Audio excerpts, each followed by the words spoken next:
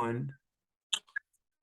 Hi everyone, I'm here with Debbie. She is a keen horseback rider. She's also in television and film production, and she has cerebral palsy. She's here to talk about her journey, what she's gone through, for her successes, and to give us a little bit of advice as to how to persevere through struggles in our lives.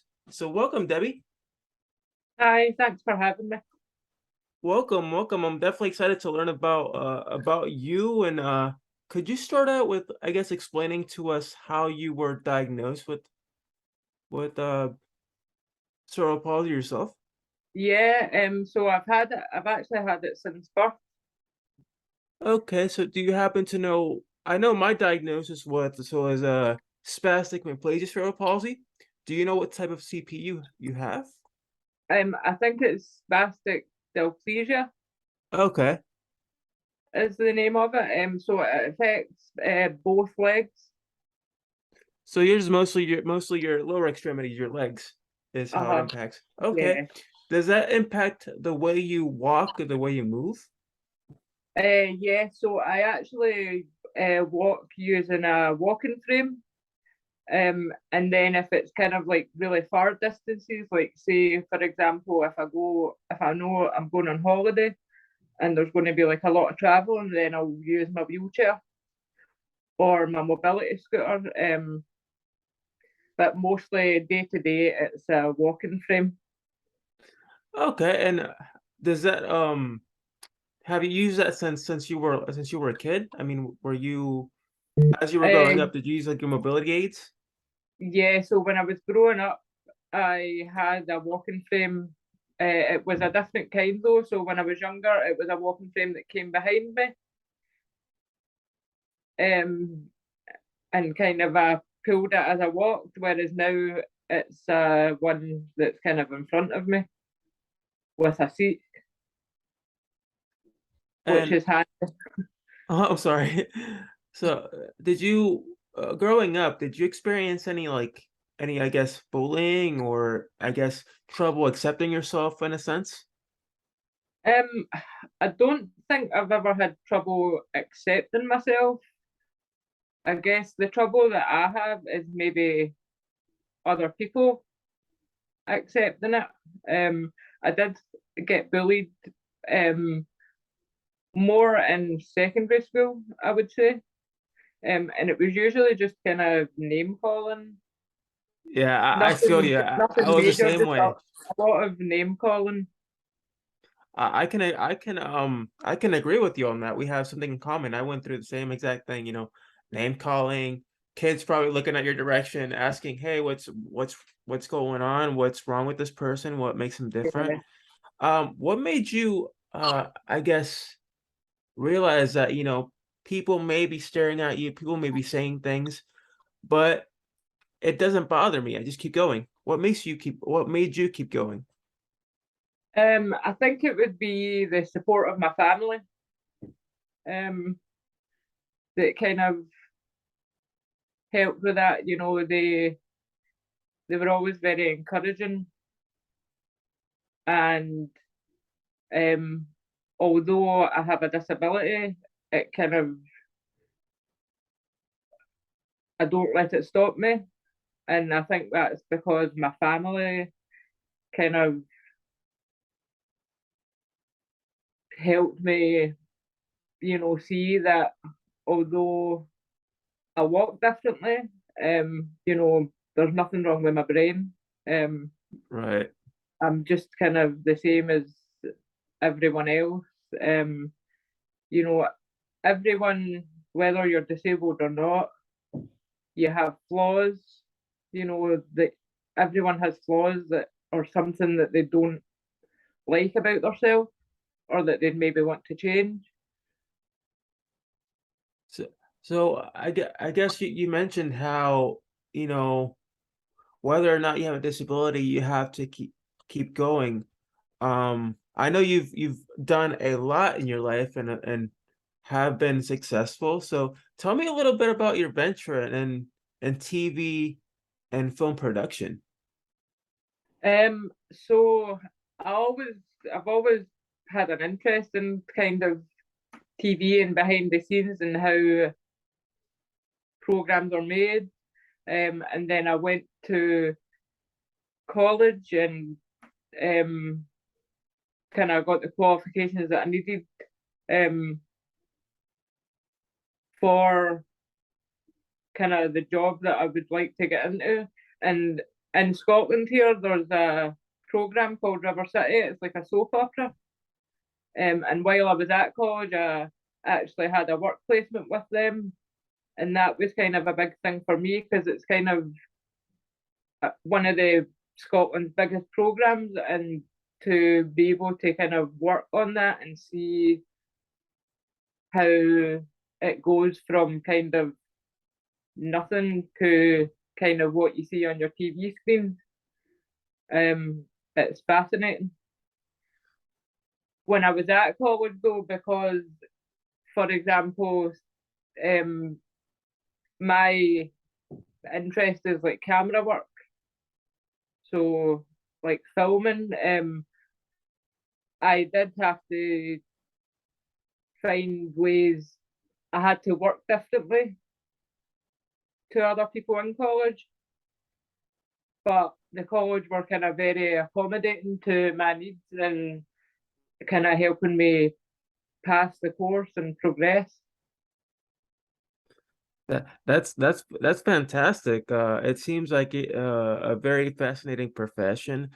Did you experience any, I guess, difficulty getting into the industry, considering that you have cerebral palsy? Um, I guess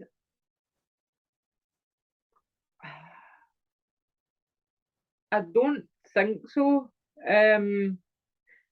I guess the hardest thing I found was a lot of it was kind of on location. So I would always have to consider the accessibility needs um, when I was looking for, various locations for filming projects. And so that it was pretty much, I guess, pretty easy for you, right? It was fairly simple, I guess no Mhm. issues, just the accessibility Yeah. part where just getting the accommodations, right? It was a little Hmm. difficult for you. Yeah, I Yeah. know it's the And worst when it comes to like, even though I've got the qualifications now because I've completed college, so I guess uh yeah, I don't yeah, I think the biggest thing for me was kind of accessibility needs in regards to kind of filming locations, and um we also kind of had to help other students with their projects.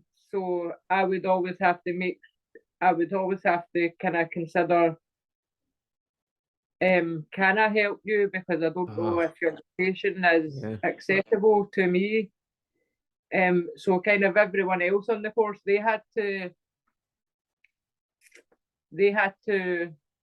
consider my needs as well. Right. It's always difficult when you're working in projects or in groups where people aren't really familiar with what you have, and so they Yeah. forget Uh-huh. that you can perform the activities. It's just Hmm. sometimes you need help, and sometimes even myself, it's hard to ask for help. Whenever I need help, I find it difficult, but I realize now it's okay. It's fine. Yeah. It happens, but what I remind people is don't just jump to conclusion and help the person. Wait for them to ask you for help. Yeah. Uh-huh. Because That's very true. I've been through that plenty of times. And I'm Yeah. sure you have I, too. I I don't always like asking for help. I like to be independent, but Right. sometimes sometimes yeah, you just have to bite the bullet and ask for the help. Yeah, yeah, and it's perfectly normal. We all go through situations where you have to ask for help, but that's why we advocate for ourselves, right? We're Yeah. advocates in a sense. So, and you were also, or could you tell me a little bit about the films you've kind of helped produce? Well, at the moment, it's actually just um, through college projects that I've done. Okay. I've not actually managed to find employment. Okay. So what's been your Um, favorite project so far? it would be I done a 10-minute short film on riding for disabled, Oh, interesting. because that's something that I do it as a hobby, but it also doubles up as exercise for me. Hey, can't go wrong with being Um, active. Like I'm one of those active individuals all the time. I like to walk around. um, yeah, and I think horses are amazing animals. And I also think because I don't have kind of the best balance and I walk with the walking frame, like when you're on a horse and you're just trotting round, um, it's like freedom really. Um, yeah, That's I've never and been then horse trotting, but it sounds really cool. yeah, it's brilliant. So I Um, have to try it. and I know. especially the riding for disabled, the horses that they use, they're all specially trained to um kind of work with disabled people. So I don't think I wouldn't just kind of go on any horse. Um, yeah, Yeah, I mean, I know that there's programs out there that they train horses for individuals with various disabilities. There's equine programs that help. I guess they use the animal to help with the balance and support of those with various disabilities. Helping them out with balance, coordination. Just to build that self-esteem and that confidence. And yeah, I feel like it's something that helps you, in a way. It helps build your confidence and your self-esteem in a sense. definitely it does. Yeah, so very, very interesting. I'm very fascinated by it and about what you do. So it's really cool. Um, what would you, if you were to give advice to your younger self, what would that be? Like, you know, Um, it probably this might sound kind of cliche, but it would probably be don't worry so much about what other people think of you, because I think growing up, I did that a lot. Um, and I just think there's always going to be someone who doesn't like you or has kind of something to say on you, whether you're disabled or not. yeah, I Just mean, live your life and kind of do what you want to do, and don't love worry yourself. about That's the people. key, right? Yeah, Definitely. I agree with you on that one 100%. It's just don't let anyone, anything in society or anywhere define who you are. What I tell people is what defines you is what you do with that disability or what you do with that obstacle. yeah, So I commend you on that. I appreciate you sharing that with your younger self and of course the listeners here on the podcast. Um and it's what amazes me is despite your disability, you can do film production and you can ride horses. And most people, well, and it's funny because a lot of people in society are like, oh, well, physically they can't do this, they can't do that. But then yeah, they see someone like uh-huh, you, and it's like, they can do it. yeah. You can do it. right? Yeah, definitely. I mean, um, yeah, I've never let it stop me. Like I go traveling, I go swimming. I'm not a great swimmer. Like I have to use a float when I swim, but I still do it. Yeah. Um, and I used to get really self-conscious and be like, like I'm an adult using a float. Um, but I need it, and Uh, swimming is also exercise. So again, it's helping me. If people are looking at me while I'm in the pool, I'm not going to see them again. So it doesn't, you know what I mean? It doesn't matter to me, mhm. because I'm never going to see them again. Right. I mean, it's people are just like if I can put it this way, they're like Snapchat pictures. When you take a picture on Snapchat and it disappears after like 24 Yeah. hours, it's just Uh-huh. like that. It'll disappear and they'll cease to exist, you know? Hmm. Yeah. So yeah, And then I'll be feeling better because I've been swimming, and it helps, with my muscles and my legs.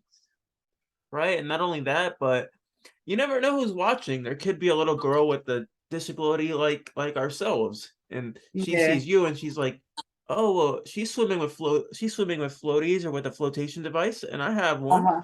So it's And okay to have one." I also think, there could also be, maybe there's parents who have kids with a disability, but maybe they're young and the parents are maybe scared because they kind of don't know what the future holds. But then if they kind Right. of see someone like myself, you know, I'm still living my life. I'm going out, swimming, horse riding, college. I go out with friends. You know, they could see me, and then they might not worry so much because they'll think, well, maybe that could be my daughter in future. Yes, exactly. That's where we want to get is Yeah. if other kids see other individuals with disabilities, then they'll be, it's okay. It's okay to be who I am, to be what I look like, to act Hmm. how I act because of my disability. It doesn't just make you different, it makes you unique. Yeah. So, Debbie, thank you for sharing everything with me, and I truly, truly appreciate you being on the show No, and you're welcome. Thank you for having me. definitely sharing your experience. And Uh, if you guys want to check out this episode, it'll be up on YouTube, iTunes, Spotify, and every other major podcasting platform out there. Um, and as always, as I always tell you guys, if we can do it, so can you. Until next time.